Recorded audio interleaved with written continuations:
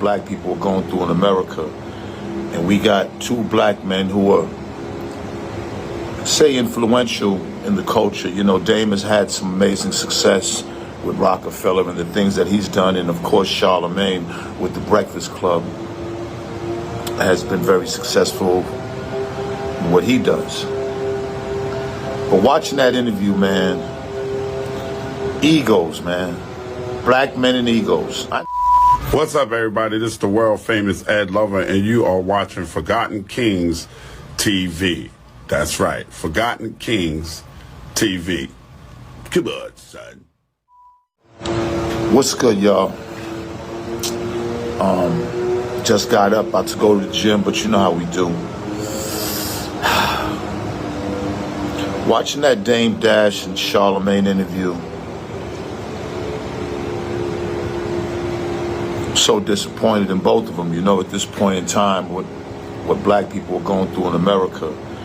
And we got two black men who are, say, influential in the culture. You know, Dame has had some amazing success with Rockefeller and the things that he's done. And of course, Charlamagne with the Breakfast Club has been very successful in what he does. But watching that interview, man, egos, man. Black men and egos. I know.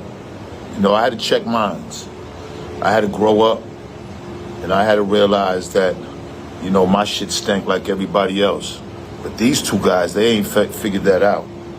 And don't get mad at me, Dame and Charlamagne, because I'm just stating the obvious. The things that I took out of that interview that were most disappointing was Dame calling Charlamagne gay, Charlamagne calling Dame broke. The two things that black men love to hit below the belt with each other when we're going at each other. Sucker shit. First of all, Dame, if Charlamagne's gay, what the fuck are you here for? Unless you want to, you know, unless you... Pause, no homo. Oh, man, f*** all that shit. We're going to talk about that in a minute, too, on where that came from. But let me stay on this for a second. Dame, you know half the people in the entertainment industry writing checks are gay. So why would you even, like, make that an issue? What do you give a if Charlamagne's gay or not? That was goofy. Charlamagne, with you. Calm is broke ain't no flex. We're black. Shit, I'm not doing as financially as I used to, because I had a lot of black people around me that I had to help. So calling a black person broke is like, that's just goofy too. Y'all don't get no points by calling each other gay and broke. Y'all really looked stupid up there yesterday. Stupid as f***. But I get it. Egos, hip-hop, the culture. That's what it's about, right? Trying to shit on the next man to make yourself look good. Y'all made some good points, though. You know, Dame, you brought up that Wendy Williams did put Charlamagne on. She did, Charlotte. She did. No question. You should be grateful for that. You started under Wendy Williams. First time I met you, you went and grabbed something from the store for me and Dave, and we did our interview. But I'm not disrespecting you for it, because that's what you got to do in this industry. You got to start at the bottom and climb your way up, and that's what you did. So salute to you, Charlamagne. And you know, Dame, shit, you helped build one of the greatest labels and catalogs in hip-hop history. So salute to you. But for y'all to get on the Breakfast Club yesterday and go at each other about being broke and gay, y'all don't get no points for that. All right, now let me keep going. Dame, you mentioned a lot of stuff about where pause and curve and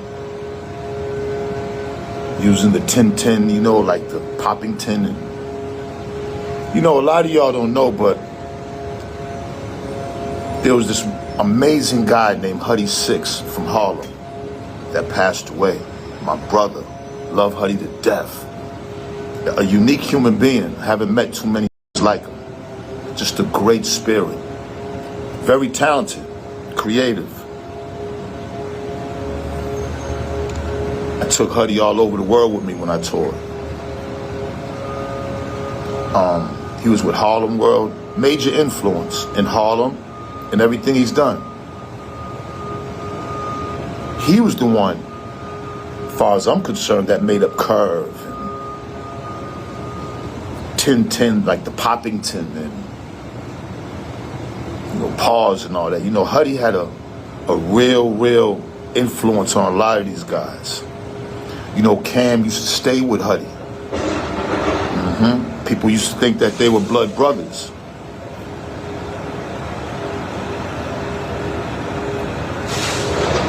When Huie passed, right? None of these niggas pitched in for Huie's funeral. None of them.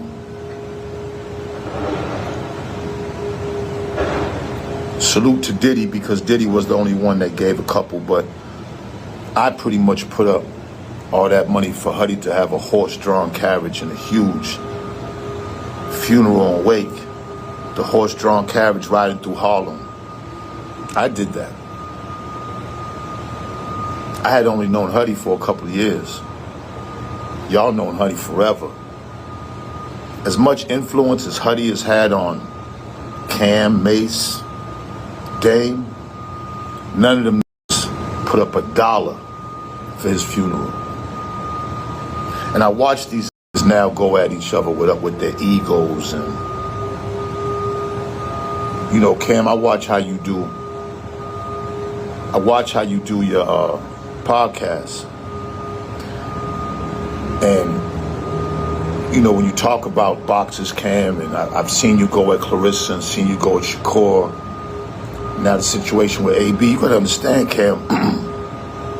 For one, Shakur and Clarissa are young black champions.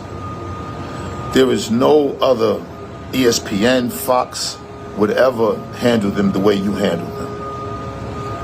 I feel like when it comes to sportscasting, we have to big up our young black champions. We can't look at them the same way we look at this gossip and entertainment bullshit, You got to give them their flowers, because what they do, you can't. The physical task of what they do to fight and train, Cam, you can't. Not even close. That's just my opinion. The Adrian Bronner situation, everybody at this point, salute to AB. AB was a champ at one time too. He might be going through some tough times now. And maybe he was being a little inappropriate, I guess, but it's hip hop. He wasn't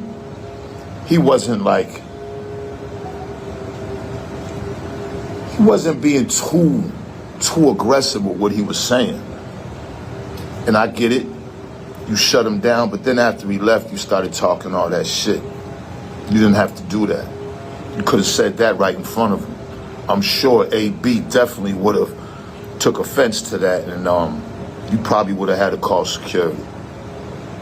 All I'm saying is, black men, look at America and look at what we're going through. All y'all have made a lot of money in this game, and you should be humble and grateful. But instead, you're letting your ego take y'all to a dark place of disrespect and dishonor, disloyalty. How much money you got? How many people have you helped with it? How many people have you put on? How many people are you helping now? Like, we got problems now. So instead of, and y'all ain't the only ones. There's a lot of podcasters who want to show their cars, their luxuries, their watches, their cars. It's like, my niggas, people are doing bad out here. So flexing and bragging, that's not it. It's a new day.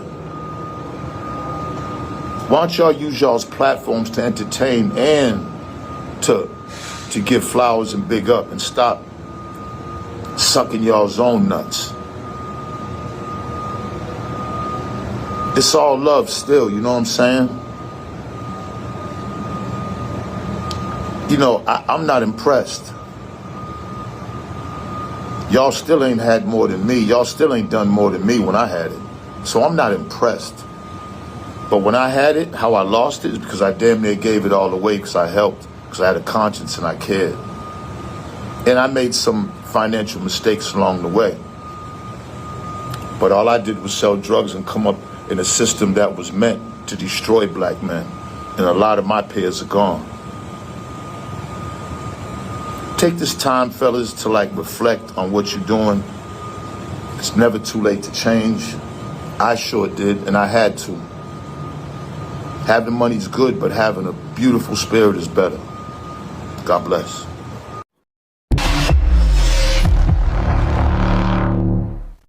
MREC TV.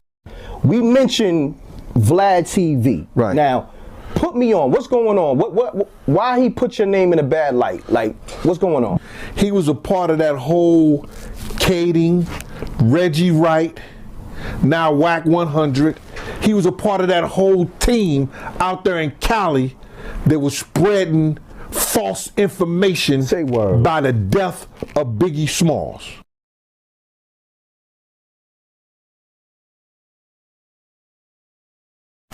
So they get the nigga and shit, so man, they put him on the car on the ground and shit, they rob him and shit. Like, the feel me, the shotty, I sawed it off myself, so I know that shit do real damage.